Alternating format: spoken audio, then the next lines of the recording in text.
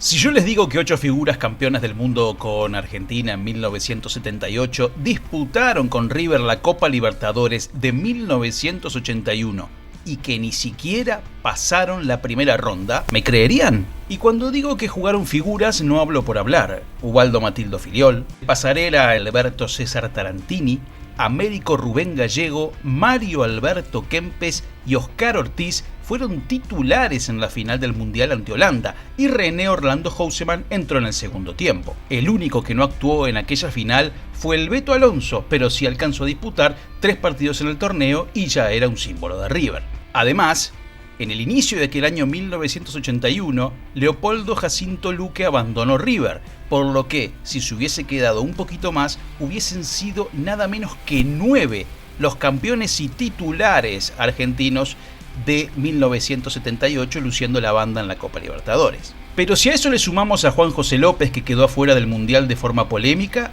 aún más.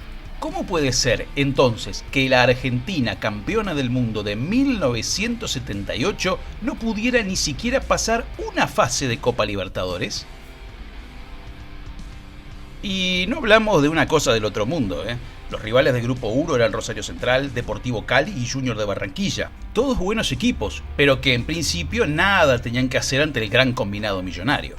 El Pato Filiol jugaba en River desde 1973 y era uno de los mejores arqueros del mundo, titular indiscutible en el seleccionado y elegido en el equipo ideal del Mundial 78. El Conejo Tarantini, lateral izquierdo, fue revelación en aquel certamen y defendía a los millonarios desde 1980. De Pasarela en River desde 1973 poco se podía decir. Capitán, líder, hasta goleador y el mejor 6 de la historia del fútbol argentino. El Tolo Gallego había sido adquirido en 1981 por River después de brillar como volante central en Newell's. El Beto era el Beto, entre los 3 máximos ídolos de la historia riverplatense, en su segundo pasaje por la banda después de un breve paso por el Olympique de Marsella en 1976.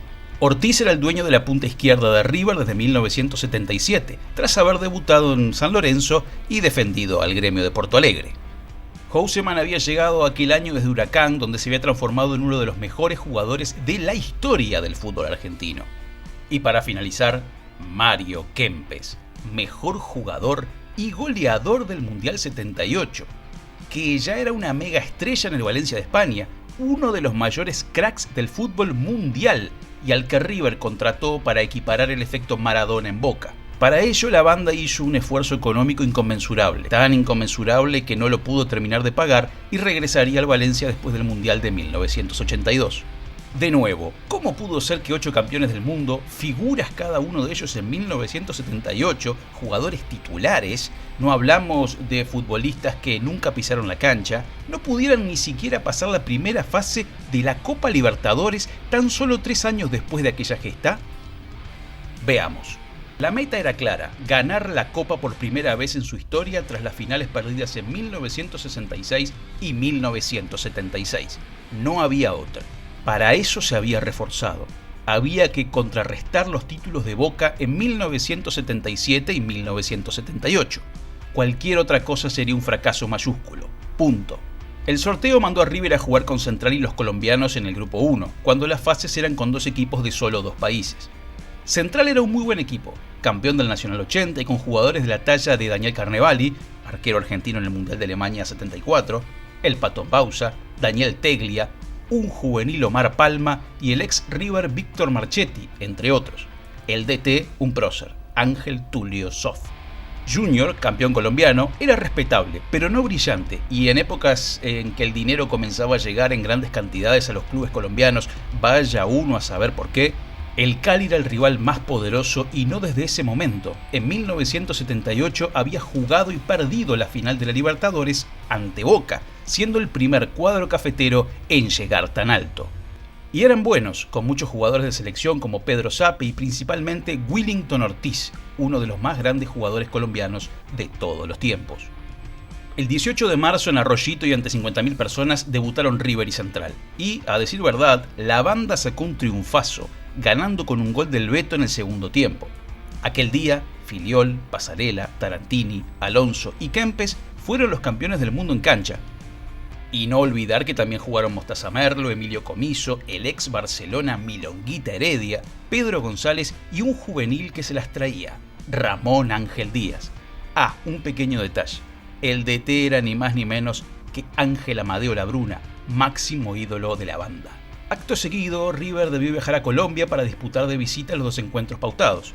A decir verdad, era lo ideal. Sin perder y ganando las revanchas en casa, tendría asegurada la clasificación en un grupo, atención, en el que solo avanzaba el primer colocado. El 0-0 del 31 de marzo ante el Junior en Barranquilla y con casi 40.000 almas en Bogotá no fue malo, teniendo en cuenta la altura y la humedad colombiana. Jugaron ese día Filiol, Pasarela, Tarantini y el Beto Alonso. Eso sí, hubo un gran lamento, porque a Pasarela le atajaron un penal en el segundo tiempo. Era la victoria.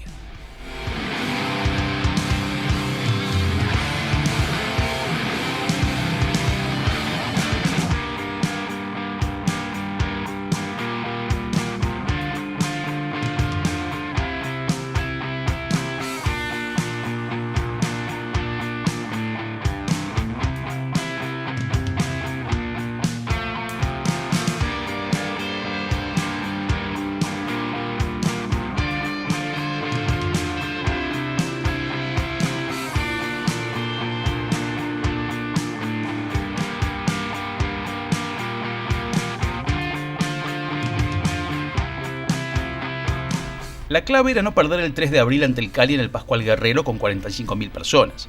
Incluso el DT había reservado a Kempes, que venía de una lesión, Houseman y Ortiz para ese juego. Pero River perdió y comenzó a complicarse en un encuentro muy caliente y con las clásicas provocaciones coperas. Menos el Tolo Gallego, jugaron todos los campeones del mundo, 7 en total, y no pudieron ante los goles del Tigre Benítez y Willington Ortiz. Apenas Pasarela pudo descontar faltando 15 minutos.